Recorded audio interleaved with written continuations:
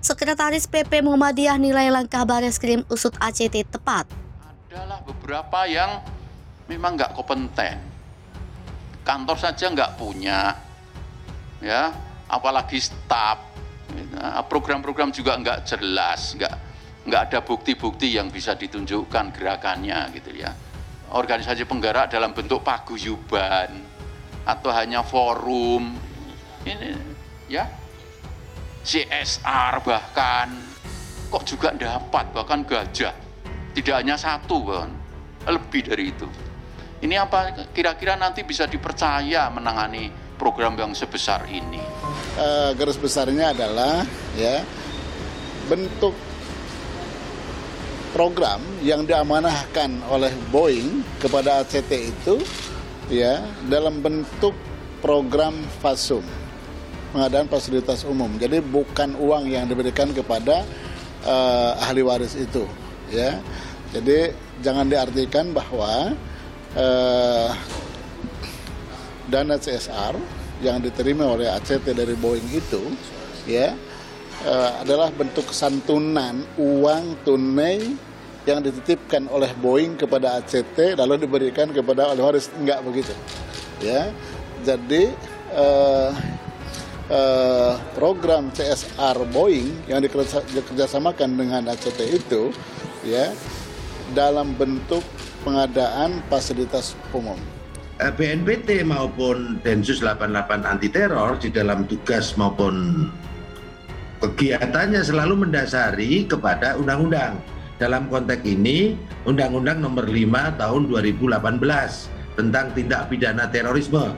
Sementara terkait ACT ini belum masuk di dalam DTTOT, Daftar Terduga Terorisme dan Organisasi Terorisme.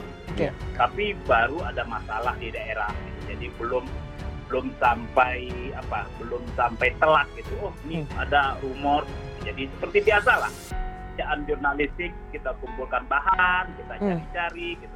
Sampai Januari mulai bergerak. Jadi kita bentuk tim khusus, mulai bergerak dan ya sampai kemarin ini baru clearnya, oh ternyata setelah data-data kita verifikasi dan kita bisa mendapat dokumen-dokumen telat dan sumber-sumber yang bersumber satu lah ya, karena ini adalah orang dalam dan kita mengkonfirmasi kepada orang-orang yang tertuduh lah dalam pemberitaan itu, makanya keluar laporan utama majalah Tempo pekan ini yang kita beri judul di sampulnya itu kantong bocor dana umat. Selama periode 2 tahun melakukan transaksi ke pengiriman dana ke negara-negara beresiko tinggi dalam hal pendanaan terorisme seperti beberapa negara yang ada di sini, dan 17 kali transaksi dengan nominal 1,7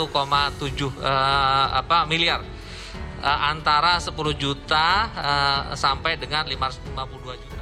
Sekretaris Pimpinan Pusat Muhammadiyah Abdul Mukti mengatakan, langkah Bareskrim Polri dalam mengusut dugaan penyelewengan donasi umat oleh Lembaga Aksi Cepat Tanggap sudah tepat. Mukti mengingatkan agar semua pihak tetap memegang teguh asas praduga tak bersalah dan membiarkan pengadilan yang nantinya memutuskan apakah para tersangka penyelewengan donasi umat itu bersalah atau tidak. Sementara Ketua Umum PPP Pemuda Muhammadiyah Sunanto menilai proses hukum yang dilakukan Bareskrim terhadap pendiri maupun petinggi ACT sangat penting. Ia pun mendorong penegakan hukum berlangsung transparan. Pria yang akrab disapa Cak Nanto pun menyoroti dugaan aliran dana ACT ke kelompok terorisme.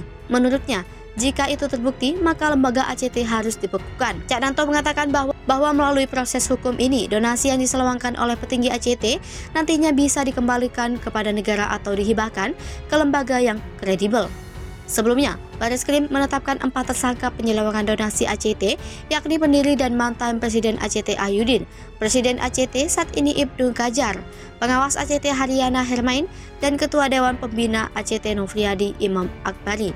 Mereka juga telah ditahan penyidik Bareskrim pada Jumat 29 Juli lalu. Direktur Tindak Pidana Ekonomi Khusus Barreskrim Polri Brigjen Wisnu Hermawan mengatakan penahanan dilakukan usai merampungkan proses gelar perkara. Wisnu menjelaskan penyidik memutuskan untuk menahan keempat orang tersangka itu karena dikhawatirkan akan menghilangkan barang bukti terkait kasus ini.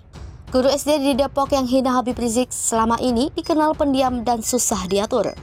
Pihak sekolah blak-blakan bocorkan karakter asli oknum guru SD di Depok, Jawa Barat yang mengaitkan penutupan Holy Wings dan Habib Rizik Syihab. Oknum guru yang dikaitkan Habib Rizik tersebut bernama Eni Rohani saat ini dalam proses pemeriksaan distrik. Operator SDN Pondok Petir 3, Zainul Arifin, mengaku pihak sekolah tak menyangka jika Eni Rohani akan terlibat masalah yang cukup serius. Menurut dia, sosok Eni Rohani memang dikenal sebagai pribadi yang pendiam. Zainul mengungkapkan bahwa Eni sebenarnya belum lama mengajar di SDN Pondok Petir 3. Lebih lanjut, Zainul mengakui pihaknya sempat mendapat bocoran tentang karakter Eni yang kurang menyenangkan. Namun pihaknya tak ingin ambil pusing dan berusaha untuk tetap merangkulnya. Baradae dibebaskan karena alasan membela diri. Mantan Kabareskrim tidak bisa. Klaim Putri bahwa Barada Richard Eliezer Pudihang Limiu atau Baradae dibebaskan dengan alasan membela diri mendapat pertentangan dari mantan Kabareskrim Polri Komjen Pol Susno Duaji. Menurut Susno, Baradae versi politik sudah menembak Brigadir Nofriansah Yosua Huta Barat atau Brigadir J hingga meninggal dunia. Karena itu, lanjut Susno, Baradae wajib ditetapkan sebagai tersangka. Susno menegaskan terkait peran Baradae sesuai laporan kedua seharusnya menjadi tersangka. Selain itu, keberadaan Baradae yang tidak jelas juga membuat banyak spekulasi. Informasi terakhir, Baradae mengajukan perlindungan ke LPSK. Seperti diberitakan, aksi baku tembak yang terjadi di kediaman Kadipropam Polri Irjen Pol Ferdy Sambo terus diselidiki. Informasi yang dihimpun tim penyelidik, insiden penembakan terjadi karena Brigadir Nofriansah Huta Barat atau Brigadir J diduga melecehkan istri Ferdy Sambo, yaitu Putri Chandrawati. Yosua disebut masuk ke kamar istri Ferdy Sambo dan mendorongkan pistol. Melihat kehadiran Brigadir Nofriansah Yosua Huta Barat di dalam kamarnya, istri Ferdy Sambo teriak histeris. Teriakan istri Ferdy Sambo itu didengar oleh Baradae yang saat itu berada di lantai 2. Dia pun berlari turun ke lantai 1 dan menuju ke arah kamar pribadi komandannya. Melihat kedatangan Baradae, Brigadir Yosua menegurnya. Karena panik, Yosua langsung menodongkan senjata dan menembak Baradae. Saat peristiwa itu terjadi, Ferdy Sambo tidak ada di rumah. Dia tengah menjalani tes PCR. Dari hasil olah TKP, Brigadir Yosua melepaskan tembakan sebanyak 7 kali, sedangkan Baradae membalas tembakan 5 kali. Ferdy Sambo mengetahui peristiwa itu setelah ditelepon oleh istrinya yang berteriak histeris. Mendengar teriakan istrinya, Ferdy Sambo langsung bergegas menuju kediamannya di kawasan Duren 3, Jakarta Selatan.